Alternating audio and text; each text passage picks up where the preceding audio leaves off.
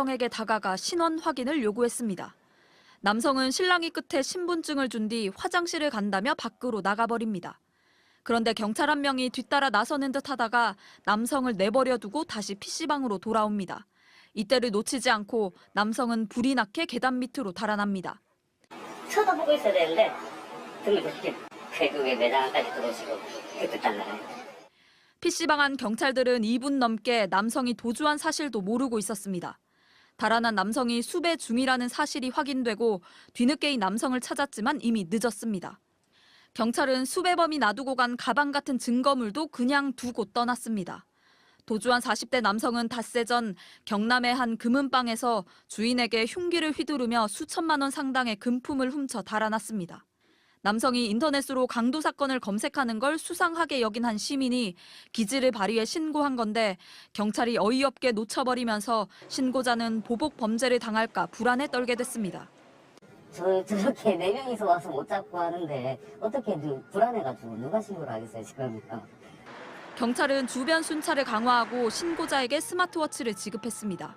또 수배자 검거 과정에서 문제가 있었는지 조사하겠다고 밝혔습니다. MBC 뉴스 손은민입니다. 자정이 가까운 시각 젊은 남성이 쏜살같이 가게 앞을 지나갑니다. 형사 한 명이 바로 뒤를 쫓고 맞은편 길에서도 경찰의 추격이 이어집니다.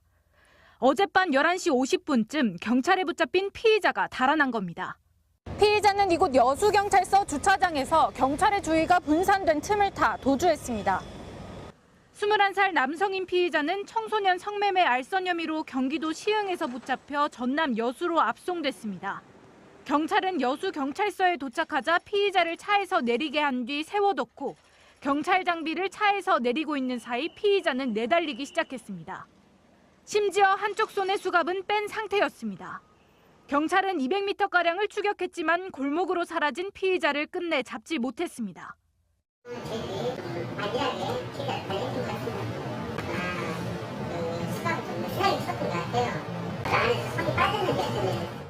여수경찰은 지난 6월에도 파출소에 화살총을 쏘고 달아난 범인을 우왕좌왕하면서 놓쳐 부실 대응 논란에 휩싸인 바 있습니다.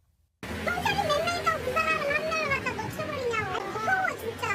돌아다니니까 자식 키우는 사람들은 더 무섭지. 경찰은 피의자의 얼굴과 인적 사항을 공개하고 긴급 수배에 나섰습니다. MBC 뉴스 김단미입니다.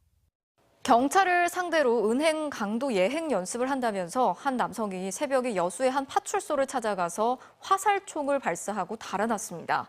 이 파출소에는 경찰이 7명이나 있었지만 범인을 쫓아가지 않고 숨어 있었고 여수 경찰서 본서에 도움을 요청한 것으로 드러났습니다. 강서영 기자가 취재했습니다. 새벽 2시쯤 하얀 비닐봉지를 든 한 남성이 길거리를 지나갑니다. 여수 봉산파출소에 도착한 남성이 꺼내든 건 화살총. 남성은 곧바로 입구에서 파출소 안쪽을 향해 화살총을 발사했습니다. 화살은 방역용 아크릴 가림막을 뚫었습니다. 당시 파출소 안에는 경찰 7명이 있었는데 총소리가 나자마자 책상 밑으로 몸을 피했습니다. 화살총을 발사한 뒤 파출소 옆 창고에 잠시 숨은 남성은 나와보는 경찰도 쫓아오는 경찰도 없자 유유히 도주했습니다. 손에는 여전히 화살총을 들고 있었습니다. 파출소 내부에 숨었던 경찰들은 파출소장이 올 때까지 20분이나 기다리고 있었습니다. 경찰 중 한 명은 여수경찰서 상황실에 도와달라고 전화까지 했습니다.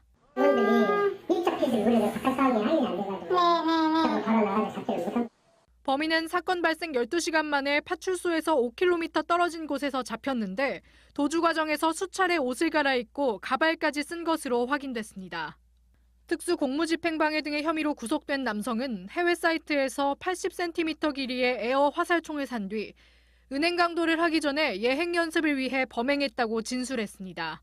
일반인 상대로 연습할 수는 없고 그렇습니다. 이렇게 진술을 우리한테도 하고. 여수경찰서 측은 파출소 경찰이 상황실에 전화한 것은 범인이 총기를 가지고 있다고 판단해 지원을 요청한 것이라고 해명했습니다. 그리고 파출소 팀장을 대기 발령하고 초동 대응이 미흡했는지 여부를 조사하고 있습니다. MBC 뉴스 강서영입니다.